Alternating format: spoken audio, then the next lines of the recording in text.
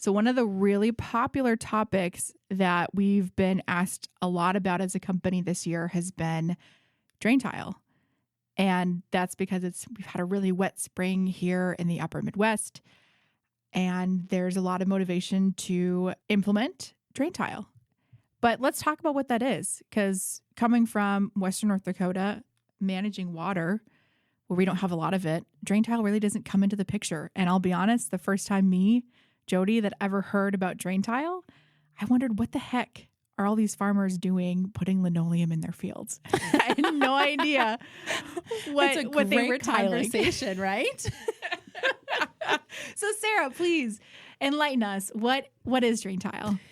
Drain tile is actually a perforated pipe that we bury underground. And the purpose of it is to intercept excess water and actually direct it to an outlet. So it's a way of us getting rid of our excess subsurface water out of our fields. And generally, we are installing that drain tile about 3 to 4 feet deep in the soil. So, and again, it removes only the excess water out of the system. And is there actually a reason why it's called tile? Because like you mentioned, it's all plastic now, but was it made, like, why was it called tile in the first place? That's a great question. Drain tile has been around for a long time. As a matter of fact, I think the first drain tile was actually installed in colonial U.S. It was brought over from Scotland. And the original drain tile was actually made out of tile, like what you would think about from those rooftops with tiles. Oh, like terracotta pots, kind of? Yes, exactly.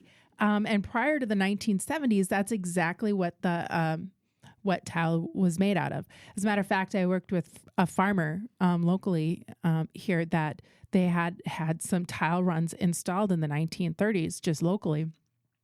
And later on, a few years ago, the farmer ran over that tile line. He had improved some of the ditches and the tile lines were underneath.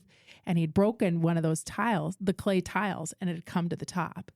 Water was coming to the top where that tile line was, because that's what happens when you break a tile line, is that water that's flowing in that pipe moves to the surface. So it's interesting because even locally here in North Dakota, there have been some spots where drain tile has been installed, even back to the 1930s. Wow.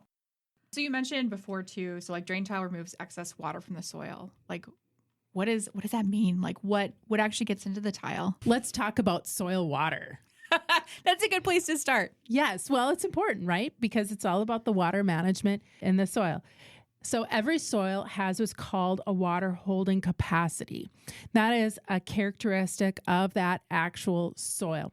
The water holding capacity of any given soil is based on the texture of the soil, and organic matter also plays a role in that as well.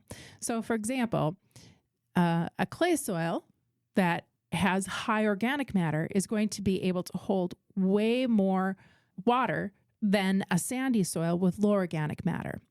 And what that means is that soil can hold on to that water. It can overcome the forces of gravity to hold on to that water. And so when a soil is at field capacity, that is the water that is remaining after gravity has removed all of the water out of the system that the soil cannot hold on to.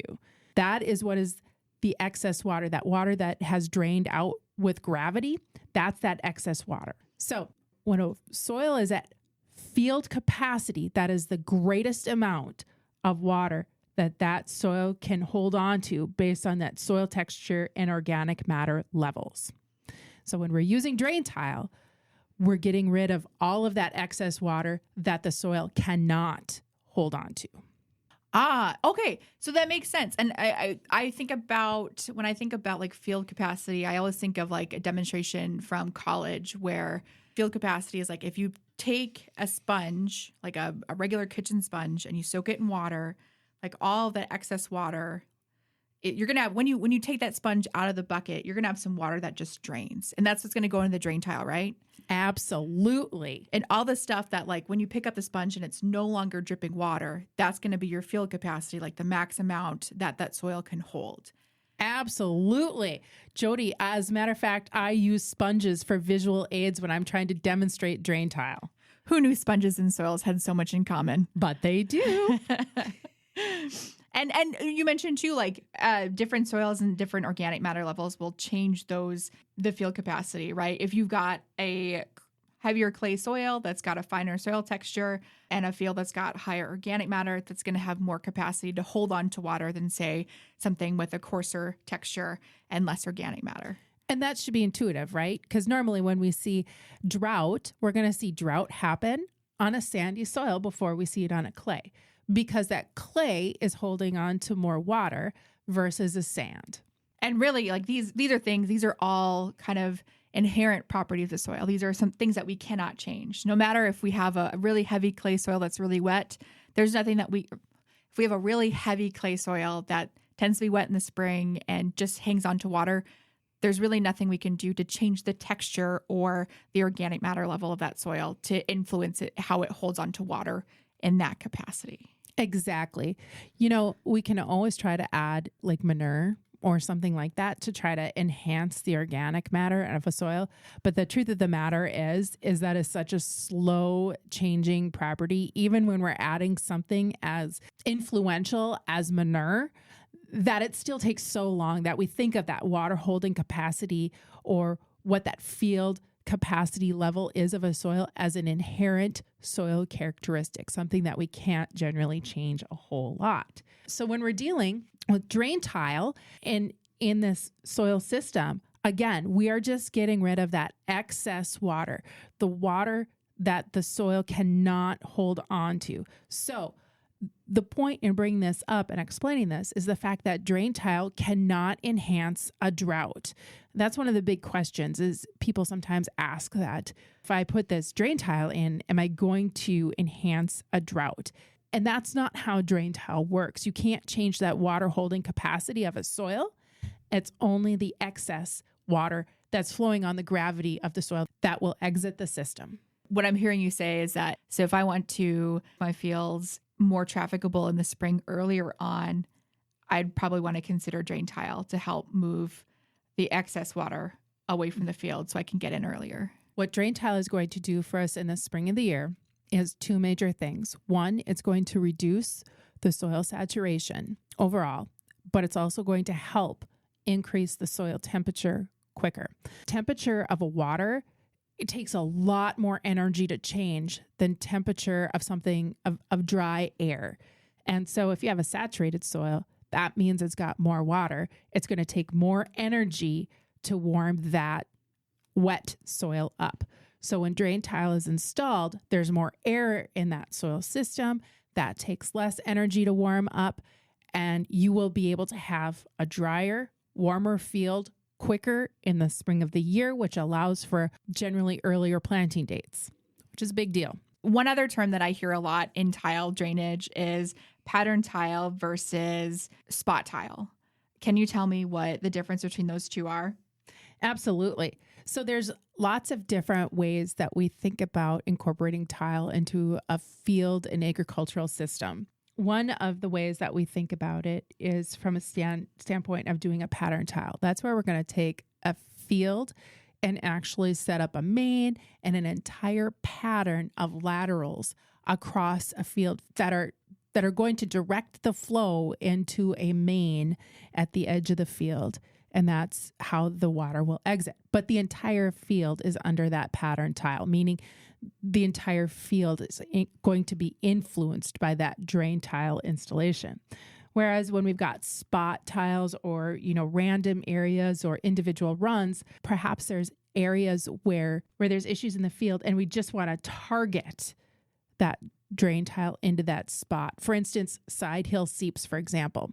One of the things that we haven't mentioned yet in this podcast is that when you install drain tile, the water table in that field will not be allowed to go higher than that drain tile because the excess water in that water table will flow out through the bottom of that pipe. So in a place where you've got that side hill seep, where you keep having the water flowing out of that side hill, it will stop that because the water table will not be allowed to reach the surface any longer. And it will improve your trafficability on that side hill steep. But oftentimes when we're doing that spot tile, that will get placed in a place that will remedy just that situation. Yeah, and it seems like pattern tile is very common in places that are relatively flat, like the Red River Valley of North Dakota, Minnesota. And then spot tile is a lot more common in areas like the Prairie Pothole region, in areas with more topography. It seems to be a lot more common in those areas versus the flatter square fields of the valley. Absolutely. And I do want to bring up a piece about salinity as well, because drain tile can have a very positive effect on helping to reduce soil salinity if it's managed correctly.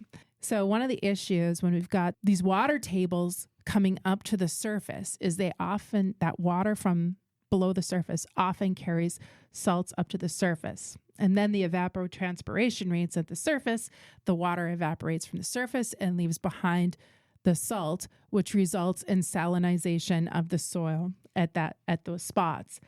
So in areas where you've got high levels of salinity, you can install drain tile, and that will reduce the water table down to the level of the tile.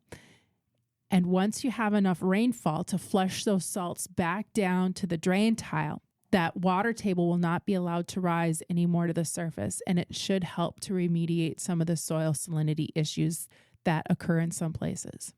Which is huge to be able to reduce that. It's a challenge across so much of the northern Great Plains. Absolutely. And salinization of soil is a big issue. We could have a whole nother podcast on that. No, that's been great. I've learned a lot in this conversation, Sarah, talking about tile and talking about where it's used and how it's used. Thank you so much. Absolutely. And if you're interested in learning more about drain tile, or if you would like to create your own drain tile plans or have someone help you create drain tile plans, here at GK Technology, we do that all the time with our ADMS software. Feel free to call us anytime and have a conversation. Let the geeks at GK Technology help you with your agricultural data. Their agronomists know agriculture. When it comes to creating soils and zone maps to maximize yields in your fields, you can trust the people with decades of experience in site-specific agriculture. Everyone at GK Technology has a background in agriculture, so they know what makes a farm run, and they speak your language. The geeks at GK Technology have a map and an app for that.